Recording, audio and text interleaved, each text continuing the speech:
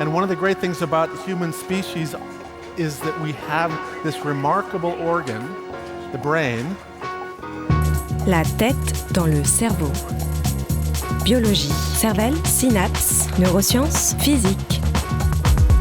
The human brain really is the most unique gift of our species. Avec Christophe Rodeau. De simples petites choses pourraient permettre de passer un plus joyeux Noël. La tête dans le cerveau.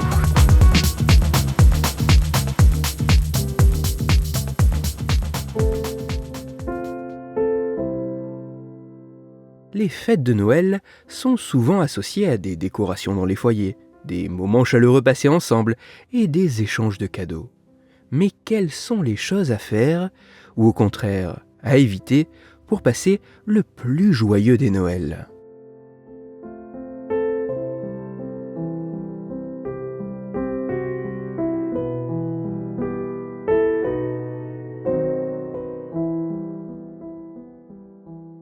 C'est pour tenter d'apporter des éléments de réponse à cette question que des chercheurs états-uniens ont mené une étude dont les résultats ont été publiés en décembre 2002.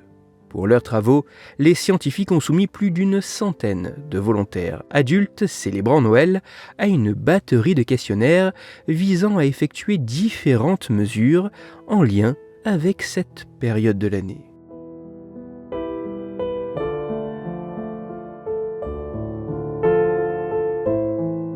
Les résultats de cette étude mettent en évidence que si près de 75% des participants déclarent être globalement satisfaits de leur vie lors de la période des fêtes de Noël, dans le même temps, un peu moins de la moitié des volontaires déclarent également avoir subi, durant cette période, un stress important.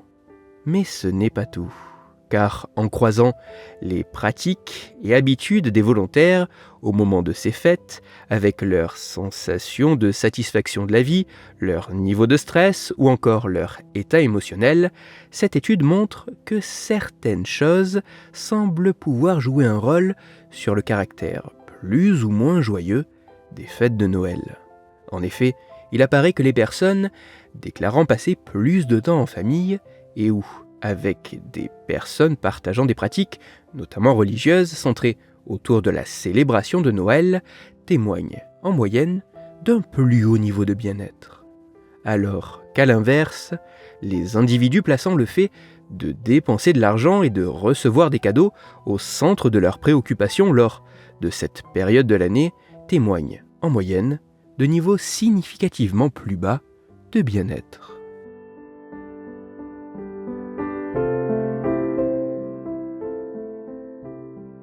Même si ces résultats demandent à être confirmés et élargis par d'autres études sur des participants en plus grand nombre et davantage représentatifs de la population générale, le tout en utilisant des mesures moins subjectives et corrélatives, il semblerait que certaines choses réalisées au moment des fêtes de Noël puissent jouer sur le niveau de bien-être ressenti.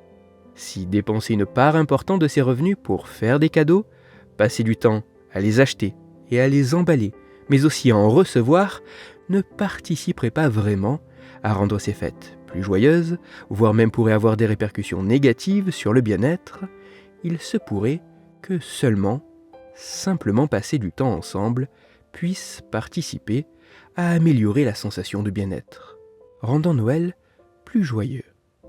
Ainsi, contrairement aux injonctions mercantiles et matérialistes souvent associées à cette période de l'année, pour un Noël plus joyeux, il serait peut-être préférable de privilégier les moments passés ensemble entre proches que d'avoir de coûteux cadeaux à s'échanger.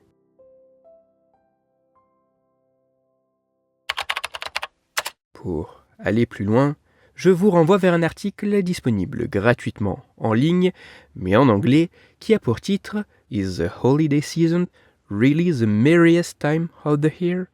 Il est écrit par Mariana Bakarova et il est à retrouver sur le site psychologytoday.com.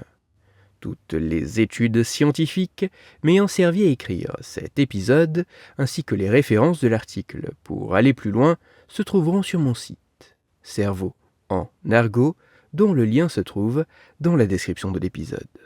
Dans cet épisode, j'ai, d'une certaine manière, parlé de la place des cadeaux au moment des fêtes de Noël. C'est pour cela que je vous invite à écouter l'épisode numéro 159 de La tête dans le cerveau.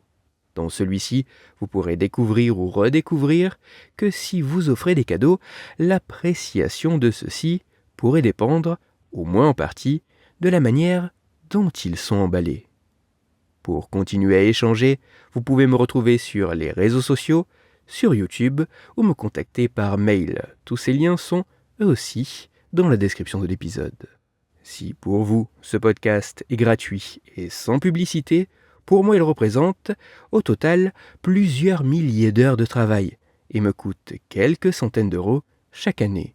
Alors, un très grand merci à toutes celles et ceux qui prennent le temps de me faire des retours, de partager mon travail sur les réseaux sociaux et de me laisser de très sympathiques commentaires et 5 étoiles sur les plateformes d'écoute de podcast.